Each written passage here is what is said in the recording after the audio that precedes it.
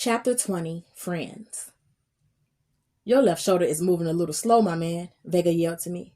If you got one good shoulder and one good hand, you better practice shooting with them. Like I told all you players, if you gotta fight or fuck, do it after the game, not before. I need all of you to be in top condition to make me look good. After basketball practice, Bangs didn't show up uninvited like she normally would. Only my eyes did a quick and thorough search. I didn't move one other muscle or limb to go looking for her. I had dojo tonight, and everything in my Thursday schedule was back to back.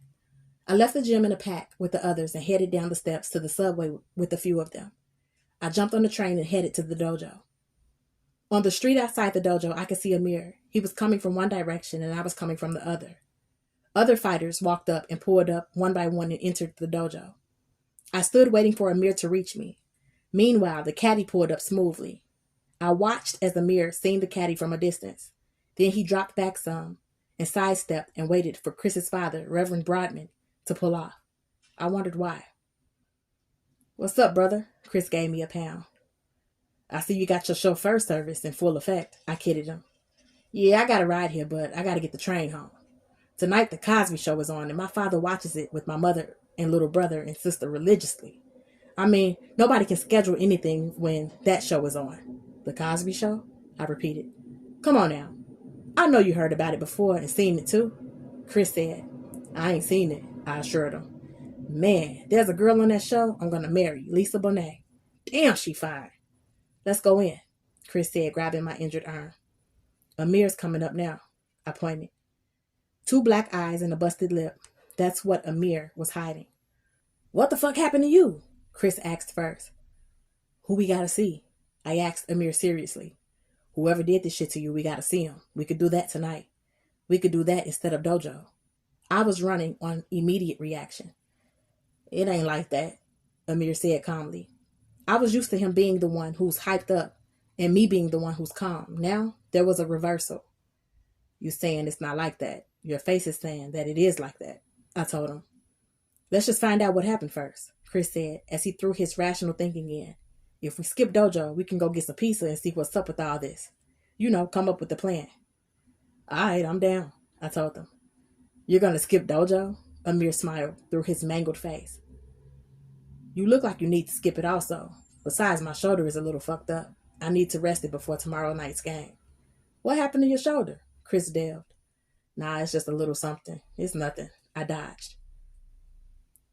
"Hold up. We got 3 minutes before class starts. Let me say something to Sensei since we are all 3 skipping dojo," I told them.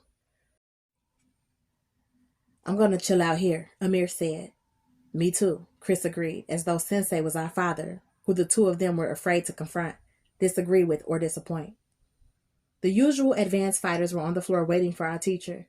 I gave them my greetings to some of them and pushed off straight to Sensei's office. "Konbawa, Sensei," I greeted him. I pulled the envelope with the payment that I was supposed to give him at our private lesson out of my back pocket. "You and I got distracted earlier. These are my fees." I handed him the envelope. "No, thank you," he said politely, using his trained hand to push the envelope back toward me. "This money has somehow confused our bond as teacher and student," Sensei said. I understood what he was getting at, but I didn't want to enter into some long and deep exchange with him right before he was scheduled to teach and while my friends were outside waiting. Slowly and clearly, without any disrespect in my tone, I said, "Sensei, I respect you and I am grateful that you have been my teacher. I want to pay as usual and continue our training when I return. I don't think that's simply because I finally won one match between you and me that our bond is any different. And I know that if you wanted to throw your kunai this afternoon and stop my heart, you could have. Now please accept my payment. I won't accept any more money from you. If you really do return after a week's time, we will continue." He nodded his head, but still seemed doubtful. I grabbed him up and gave him a first-time hug. I knew this was not his tradition. "Thank you, Sensei," I said sincerely. I was good to go as long as he wasn't trying to cut me off for what I thought wasn't a good enough reason. 3 things before you leave. 1, never carry a firearm to an airport, Sensei said evenly. I would never, I assured him, as though that couldn't apply to me. 2, even though you say that you are not traveling to Japan, if you do find yourself there, never purchase a gun. It is not like New York. If you are captured with the gun, they will put you in their prison forever. He stared hard at me to push his point. 3. If there is any complication between you and Naoko Nakamura, and he refuses to allow his daughter to return to the United States, let her choose whether to leave or remain in the country. If she chooses to leave, let her leave the country of her own will, on her own 2 feet. What do you mean? I asked. Don't put yourself in a position where any authority could accuse you of kidnapping or any other kind of crime that carries a severe penalty. If you do, you will pay the price for every foreigner. Pay the price for every foreigner? I asked. The Japanese as a people have always distrusted foreigners. Don't give them any excuse to snatch your freedom from you. Sensei, I understand, I told him. Here, take this. Sensei opened his top desk drawer. Before he could hand me anything else, I put up my hand for him to stop. Sensei, you have given me more than enough, too much, I protested. He ignored me and pushed the ring across his desk where I was standing. The ring was not made of gold. It was shaped for a man's finger and made from pearl. On the top surface was a wicked black insignia made from onyx. It looked powerful on the white pearl.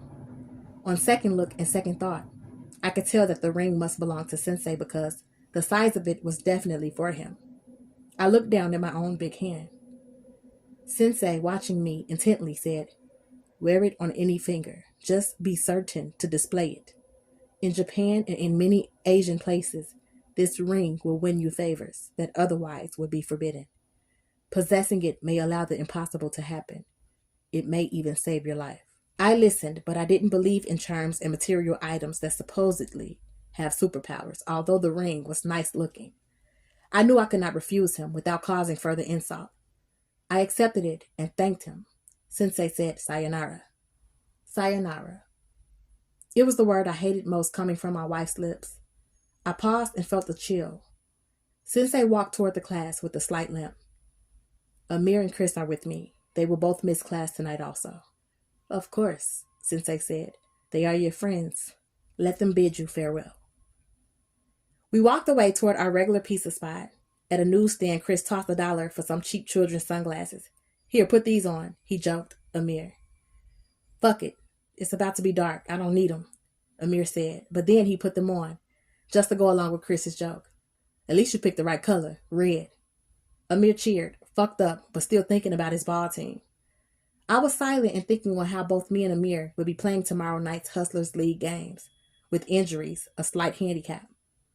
With the large hot cheese pizza pie at the center of our table and 2 Cokes and 1 water, we each grabbed a slice and dropped it down onto the 2 thin white paper plates. Chris grabbed the salt and I grabbed the crushed red pepper and Amir grabbed the garlic.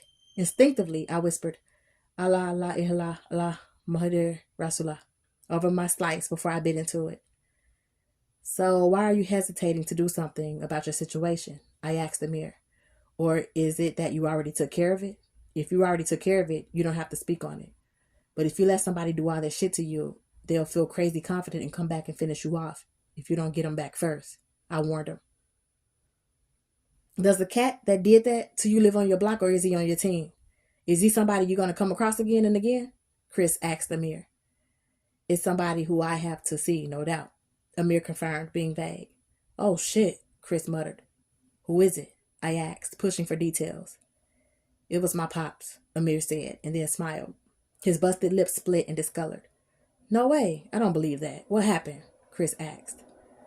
Word up, Amir said. I came back from school today and Pops was waiting for me outside right at the bench. Soon as he saw me, he threw the gloves at me and said, let's go.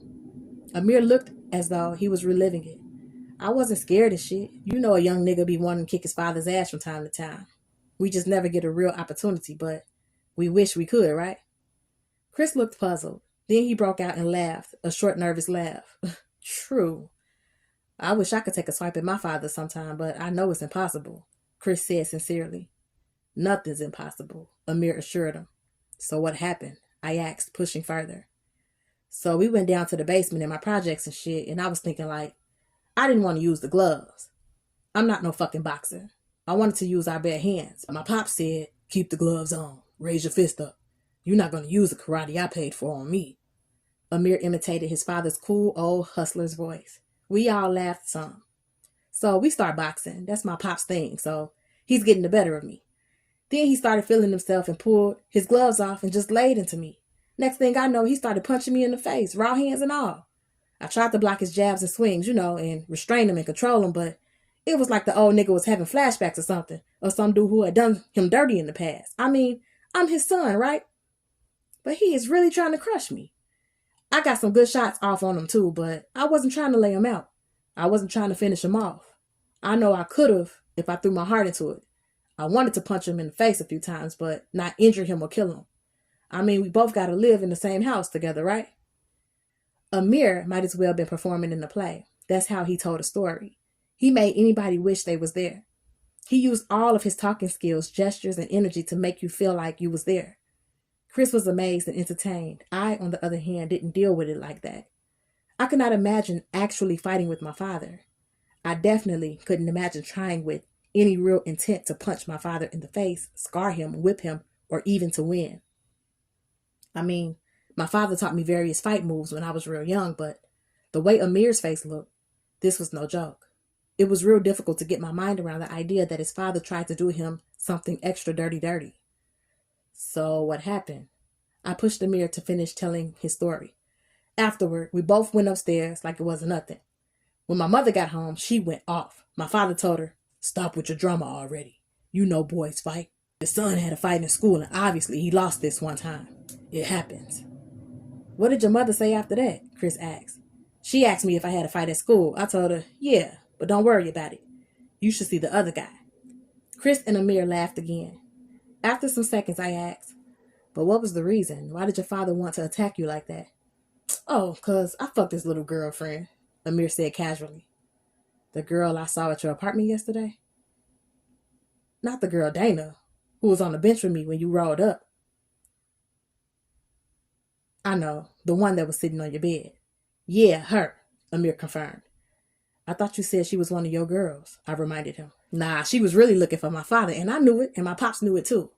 I just didn't want my mother to get arrested over her. You know my mother's smart. She wasn't just going to believe right off the top that the girl was there looking for me, and not my pops. She already didn't trust the girl from something before. That's why my mom's told me to take the girl to my room. That way, if the girl was there looking for my pops would reveal himself by the way he acted." "Did he reveal himself in front of your mom's?" Chris asked. "Nah, you saw how cool he was when he came back home, right?" Amir directed his question at me, since I was there with him yesterday. "Yeah, right," was all I said. "Well, the girl was in my room and she was tight at my father, so she was coming on to me. So I fucked her. My headboard was banging against the wall of my parents' bedroom, and the whole nine. The whole time I'm fucking her, I'm covering for my father and hoping that it's convincing my mother that she was really my girl, and it did. The next morning, mom's was all cooled out. I bumped into my pops in the bathroom and he didn't say nothing rude or nothing. Later, when I got home, though, he was just laying and waiting for me with the gloves." "What about the girl?" Chris followed up. "Oh, I fucked her good. At first, she was just angry with my pops and fucking with fury, like a revenge fuck, you know what I mean? Then I could feel her body loosening up and giving in. She slowed down and started moving her hips like music. We grinded some more, and soon she was moaning. When she wanted some tongue, I knew I had her all the way open. When we was through, she started looking at me like she was all turned out and in love. I told her not to bring her ass up to our apartment no more. If she wanted me to keep fucking her, or even if she wanted my father, she needed to stay her ass downstairs and wait till one of us come check her." "Did she go for it? What did she say?" Chris asked. "What the fuck is she gonna say? She said, okay." Chris and Amir laughed again. I wanted to laugh also, but I couldn't. I was still trying to figure out why Amir's father had to hide his relationship with the female. From time to time, like many Americans I've met and known, Amir and his father claimed to be Muslims, to have some knowledge of Islam, or to be some kind of 5%ers. A Muslim man is allowed to have more than one woman. In fact, a Muslim man, according to the Holy Quran, can have up to 4 wives. So what was the dilemma? If I chose to take a next wife, I would be upfront with it. I would introduce her to Akimi. I would teach her to love and respect Akimi as first wife. Akimi would accept her also. Both of them would understand that they are my responsibility. Women I will protect with my life and provide for. Each of them would be for my pleasure and comfort. Each of them would become mothers of my children. I would be their husband and father to all my seeds. I would treat them all well and fairly. Why didn't your father just take the other girl as his second wife? I asked Amir. This ain't Baghdad, motherfucker, he snapped at me. My moms ain't having that shit. Besides, me and my pops are Muslim, but my moms ain't Muslim no more. My moms wouldn't go for that shit either, Chris said. She be watching all them ladies in the church like a hawk. She ain't playing, word to mother. They both laughed for a good long while. I let it go. I could see that somehow both of them thought that it was better the way that they were living. Amir thought it was okay to fuck his father's woman to cover for his father fucking her in the first place. His father thought it was okay to fuck a woman without marriage or any degree of honesty. His father let another woman upset his household. For me, a wife is your peace, and no one should be allowed to disturb a man's peace. And what about my friend Chris?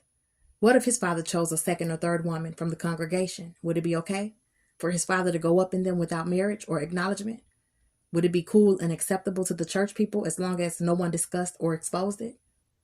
And what would happen when Reverend Broadman created life in the second or third womb? Would he abandon his children like a fool and a coward? Would he deny that the relations he had with the women ever existed, the way Amir's father pretended and denied the female? I thought about Sudana, a really good and pretty and well-raised daughter whose attraction to me I could feel so strongly. Yet I already knew that I would not go into her just for my own pleasure and without seeking her family's counsel, without thinking or planning and being ready and capable and being upfront with everyone I loved. I knew I wouldn't go into her without marriage, and this is why I worked hard to guard myself from being led solely by my own deep desires. Brother, what are you thinking about? And where did your mind go? Chris questioned. He's thinking about Japan. You know he's leaving in 2 days, Amir said. Japan? Word? Chris looked amazed and astounded into silence. Listen, don't mention my trip to anyone else. Solid? I asked him. Why? Chris asked. Because he's a ninja, Amir joked. Chris laughed. Seriously, don't. I reinforced. Not even to Sensei. If I want anyone to know anything about me, let me be the one doing the telling, I said. What could we tell anyway? You've been in my apartment plenty of times. You and I both been to Chris's house, but neither of us two ever been to your house, Amir said with a serious tone, as though he had been cheated by me for all these years. You want to come by my apartment? I fired back. Come on. It was nothing for me to shoot by my block to meet Amir's challenge and resolve their curiosity and maintain our friendship. I would take them, and we would get a game going on my court. I needed to work my left shoulder and arm anyway. True, I had never invited them or anyone else over to my place. This was the place where my Uma and sister were kept. Why should I allow anyone to enter? But now we were moving out. Amir and Chris did not know this, but I planned to pack up my apartment as soon as I returned from Japan, and to never have my mother or sister or wife back on my Brooklyn block. We would all leave from Mr. Ghazali's home to go to our new house as soon as it was available and prepared, inshallah. Chris and Amir were content with the fact that I invited them over. For the sake of time, we played ball at one of our usual courts down from the dojo. Chris was afraid to aggravate his father and caused him to double up his punishment. Man, I can't be the Reverend's prisoner for 2 seasons. I'm trying to do what my father demands for the springtime and then be free to roam the streets for the whole summer. Later, Chris left, saying to me, "Take it easy, man. Thanks for finally inviting me to your place. And take the movie camera with you to Japan. I'll be the first standing in line to check your movie." Me and Amir remained on the court. I practiced my dribble using mostly my right arm only. I worked on one-handed layups and jumpers.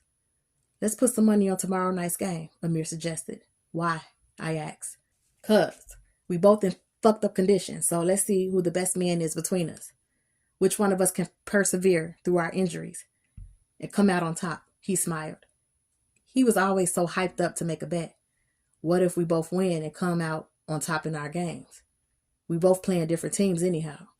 I wanted to show Amir a different angle instead of moving it like he and I should be rivals when we are best of friends.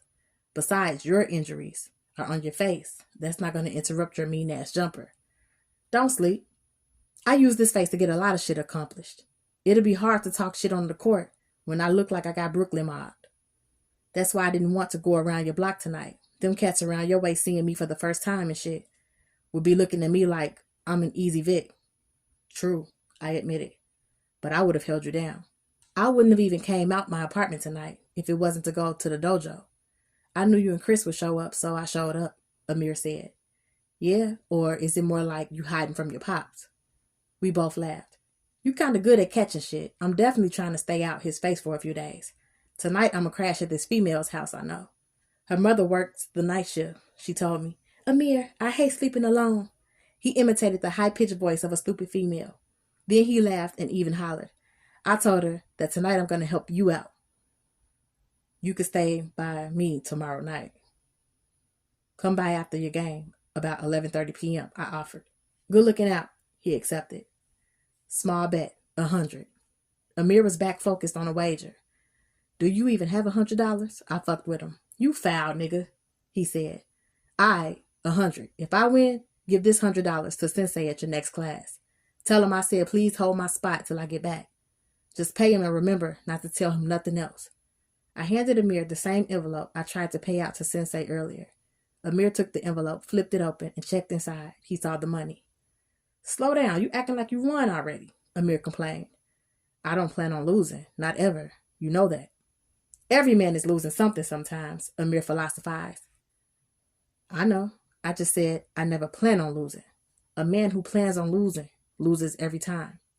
In the remaining hour I had open before going to pick Uma up from the lake shift, I decided to give Bangs a call, just to check on her situation. I had never phoned her before, but her number was embossed in my mind because when I first met her, she would say, sing it, rhyme it to me repeatedly, hoping I'd give her a call. Purposely, I jumped on the train and exited at a random stop that I never used.